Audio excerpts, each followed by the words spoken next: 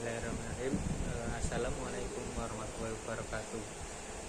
Perkenalkan, aku Fahmi Rotayun dari Prodi Perbankan Syariah NIM akhir 024. Di sini saya akan membawakan materi terkait ekonomi, matematika ekonomi. Aku mau mulai dengan satu cerita dulu.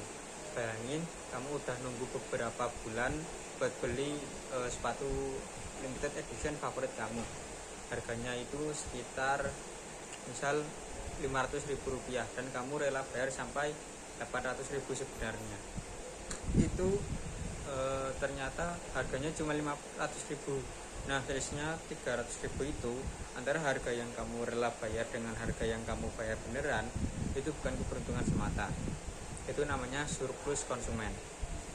Dan cara menghitungnya itu pakai integral. Di video ini kita akan bahas integral, yaitu konsep kebalikan dari turunan yang kita pelajari di video sebelumnya. Kita akan lihat bagaimana integral dipakai untuk menghitung fungsi biaya, fungsi penerimaan, dan yang paling menarik, siapa yang lebih diuntungkan di pasar, konsumen atau produsen. Integral sebagai kebalikan dari turunan. Di video sebelumnya kita pakai turunan untuk mengurai sebuah fungsi, mencari laju perubahannya. Nah, integral adalah kebalikannya. Kalau turunan mengurai ini, mengurai, integral itu mengumpulkannya kembali. Kalau turunan menjawab berubah seberapa cepat, integral menjawab seberapa totalnya. Contoh paling langsung dalam ekonomi, kamu itu tahu biaya marginal berapa tambahan biaya per unit produksi. Mengintegrasikan MC, kamu bisa mendapatkan kembali fungsi biaya totalnya. Ini adalah hubungan yang sangat elegan antara turunan TC dapat MC. Integralkan MC, balik lagi ke TC. Integral tak tentu, ada dua jenis integral. Yang pertama adalah integral tak tentu, itu tadi.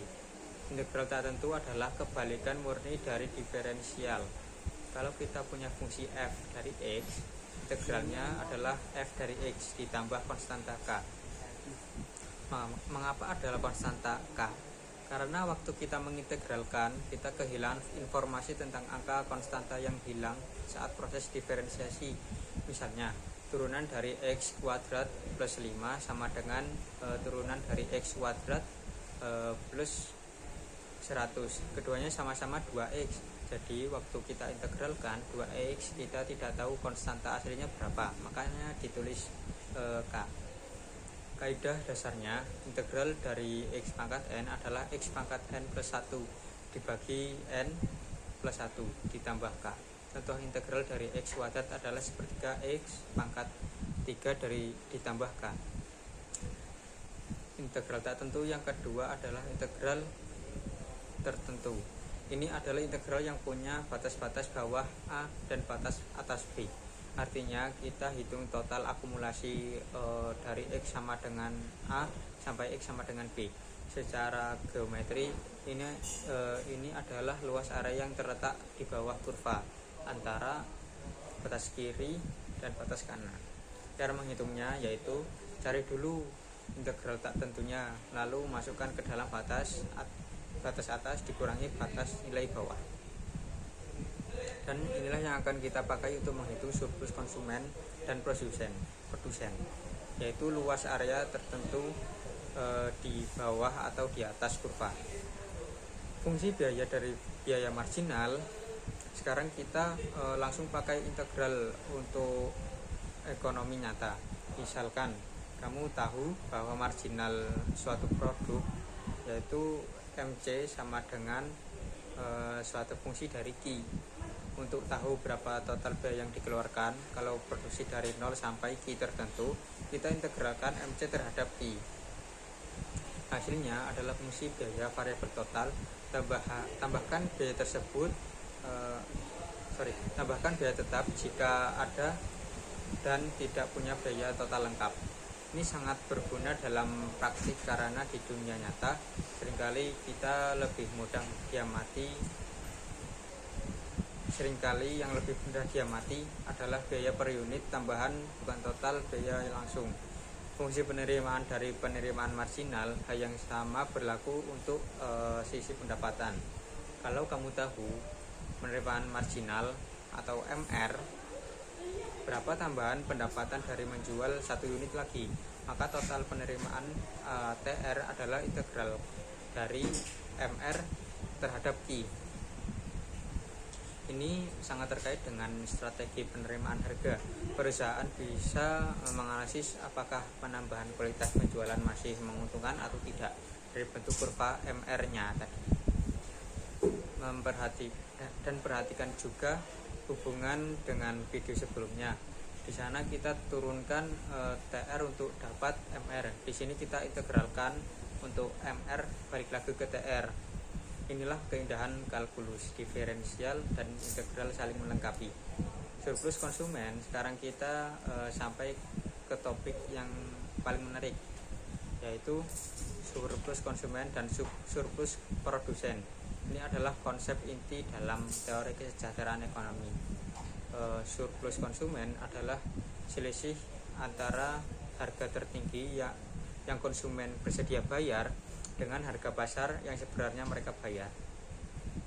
Dalam grafik kurva permintaan, surplus konsumen adalah area yang terletak di bawah kurva permintaan, tapi di atas garis harga pasar.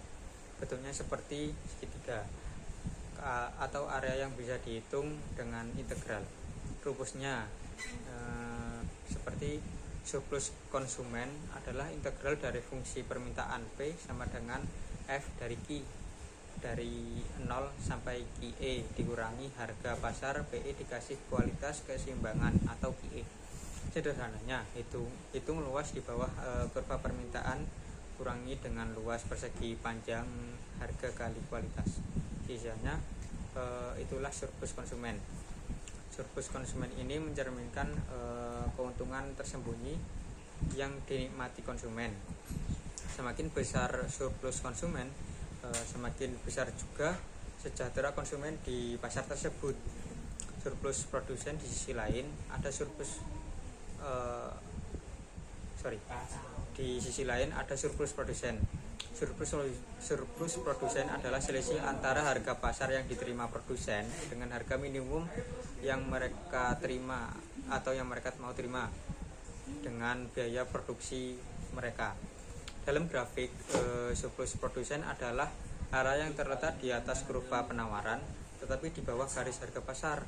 Rumusnya seperti surplus produsen adalah harga pasar PE dikali kualitas QE dikurangi lagi integral dari fungsi penawaran 0 sampai QE. Semakin besar surplus produsen, semakin menguntungkan posisi produsen di pasar tersebut. Contoh soalnya itu seperti gabungan. Sekarang kita hitung bersama-sama pakai contoh konkret dari materi kita. Diketahui fungsi penawaran GS sama dengan GF itu sama dengan negatif 30 ditambah 5P dan fungsi permintaan GD sama dengan 60 dikurangi 4P. Langkah pertama, kita cari dulu keseimbangan pasar. Kita set GS sama dengan GD. Negatifnya negatif 30 ditambah 5P sama dengan 60 dikurangi 4P. Maka 9P sama dengan 90P, keseimbangan sama dengan 10. Masukkan ke salah satu fungsi. Q keseimbangan sama dengan 60 dikurangi 4 kali 10 sama dengan 20. Jadi titik keseimbangan pasar ada di harga 10 dan kuantitasnya adalah 20. Langkah kedua, ubah fungsi penawaran dan fungsi permintaan ke bentuk P sebagai fungsi Q supaya bisa diintegralkan.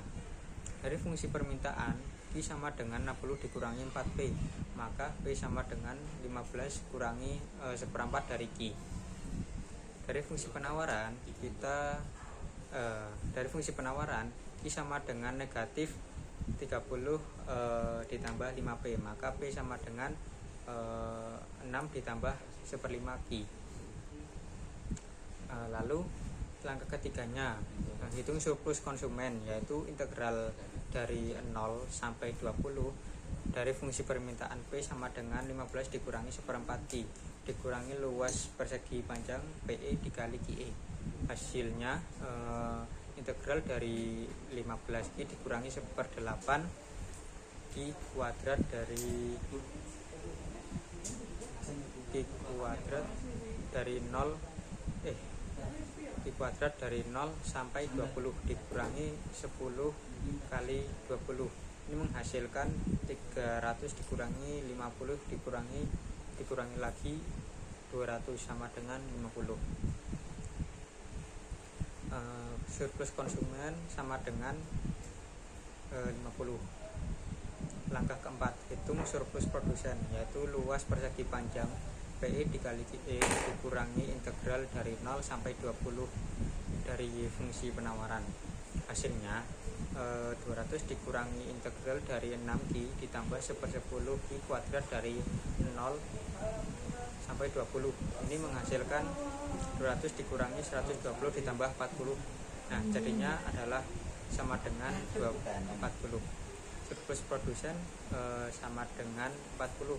Artinya di pasar ini konsumen mendapat keuntungan tersembunyi sebesar 50 dan produsen mendapat surplus sebesar 40. Kita mulai dari institusi integral sebagai akumulator, kebalikan dari keturunan tadi. Kita pelajari cara mendapatkan fungsi biaya total dari biaya marginal dan fungsi penerimaan total dari penerimaan marginal. Dan kita tutup dengan konsep yang sangat kaya, surplus konsumen dan surplus produsen. Cara mengukur siapa yang diuntungkan di pasar. Sekian dari saya tutup. Wassalamualaikum warahmatullahi wabarakatuh.